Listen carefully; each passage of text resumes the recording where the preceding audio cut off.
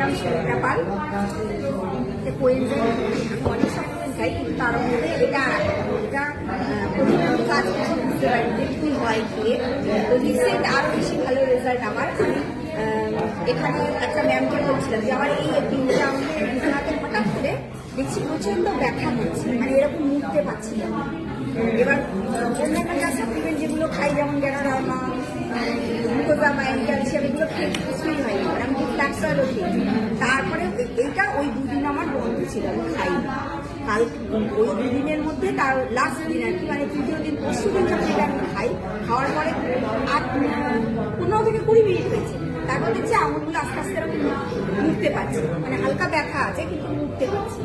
কিছুক্ষণ পর মানে ওই দিনটা যাওয়ার পর পরের দিন দেখছি আমার দুটো ওই আঙুলের মধ্যে আর কোনো ব্যথা নেই। খুব ভালো আছে।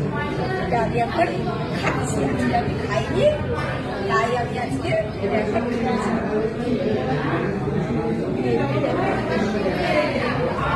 আমি পালাটা নিয়ে করতে পারতাম।